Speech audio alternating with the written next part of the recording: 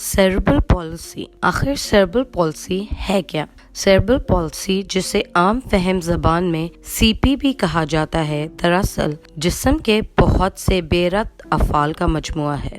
اگر بچے کی پیدائش کے وقت یا اس سے ذرا پہلے دماغ کو کوئی نقصان پہنچا ہو یا کسی وجہ سے دماغ کی نشو و نما غیر معمولی ہوگی تو اس سے سی پی کا خدشہ ہوتا ہے۔ سی پی ایک حرکت سے معذوری کا نام ہے۔ اس سے متاثرہ افراد کی حرکت کرنے، جسم کی وضع اور توازن برقرار رکھنے کی صلاحیت متاثر ہوتی ہے۔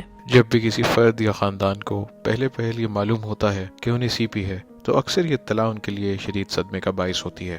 تاہم یہی وہ وقت ہوتا ہے کہ ہم ہمت کے ساتھ آنے والے وقت کے لیے ایک لاہ عمل طے کریں۔ ایک بچوں کے دماغی امراض کے ماہر کی حیثیت سے ہمارے کثیر الجہتی کلینک میں جب کسی خاندان کو مشورہ دینا ہو تو ہم انہیں یہی کہتے ہیں کہ اب آپ یہ تو جانتے ہی ہیں کہ یہ سی پی ہے، اب اس بات کی ضرورت ہے کہ آپ اس کے بارے میں زیادہ سے زیادہ سمجھیں اور یہ کہ سی پی کا کیا مطلب ہے۔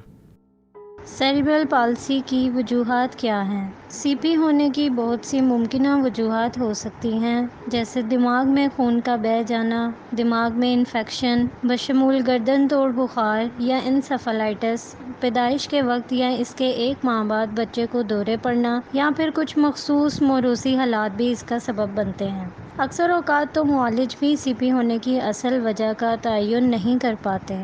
اگرچہ سی پی کی ابتدائی تشخیص جسمانی علامات کی بنیاد پر ہوتی ہے، بہرحال ہم یہ جانتے ہیں کہ اس تشخیص کا تعلق دراصل دماغ کے ساتھ ہونے والے کسی نہ کسی مسئلے سے ہے، یعنی سی پی کی اصل وجہ دماغ کو کوئی چوٹ پہنچنے یا دماغ کی نشو و نما کے دوران کوئی غیر معمولی واقعہ دماغ کی ساخت یا دماغ کی بناوٹ میں تبدیلی کے وقوع پذیر ہونے سے ہوتی ہے۔ سی پی ایک مستقل رہنے والی حالت ضرور ہے، تاہم یہ وقت کے ساتھ بڑھنے والی بیماری نہیں ہے۔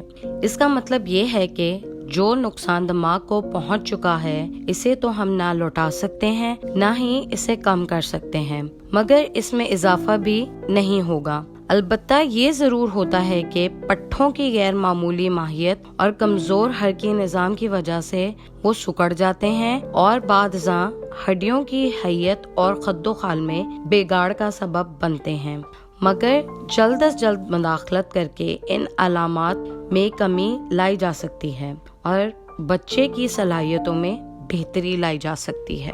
ابتدائی زندگی میں کسی فرد کے دماغ کو پہنچنے والی چوٹ جسم کی کارکردگی کو کئی طرح سے متاثر کر سکتی ہے، جیسا کہ حرکت کرنا، چلنا پھرنا، کھانا پینا، دورے پڑنا یا سیکھنے کی صلاحیت میں بھی کمی واقع ہو سکتی ہے۔ کبھی ایسا ہوتا ہے کہ ان میں سے کوئی ایک، دو یا پھر سارے کے سارے افعال متاثر ہو جاتے ہیں۔ اوسطاً امریکہ میں پیدا ہونے والے ہر 323 بچوں میں سے ایک بچہ سی پی سے متاثر ہوتا ہے، اور اسی لیے اسے بچوں میں حرکی معذوری کا سب سے عام سبب سمجھا جاتا ہے۔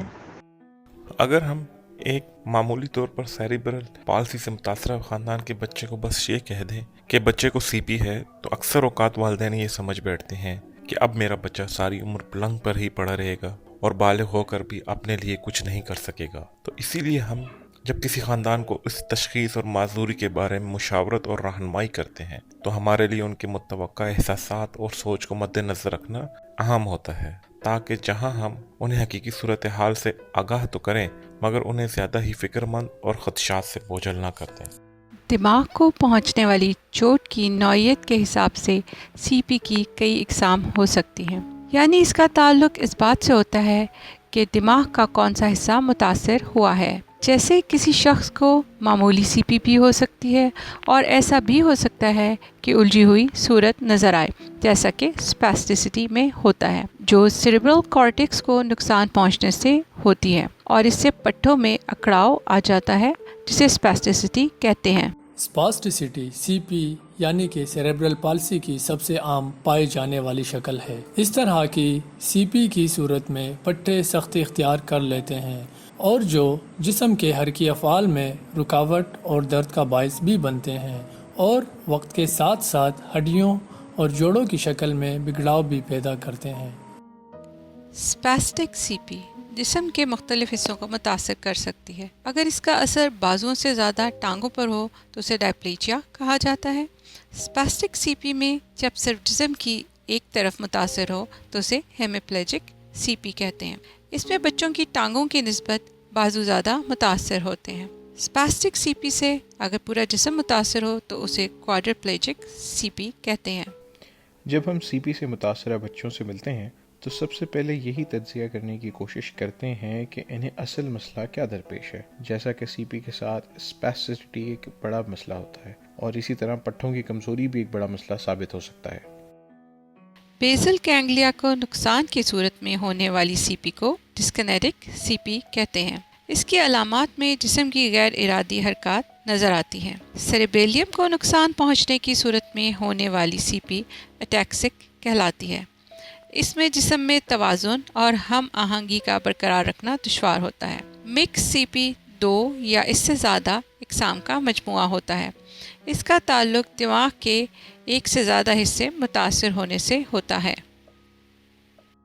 एक माहिर दिमाग होने के नाते मेरा ये फ़र्ज़ है कि मैं जब भी सीपी के मुतासर बच्चों का इलाज करूं तो सबसे पहले ये समझने की पूरी कोशिश करूं कि उनको सीपी क्यों है, और ना सिर्फ ये कि उनका कुंबा इस बात से बाखूबी आगाह हो कि अभी क्या हो रहा है, बल्कि आने वाले वक्त में क्या मतवक्को है इससे भी वो बाखबर हों।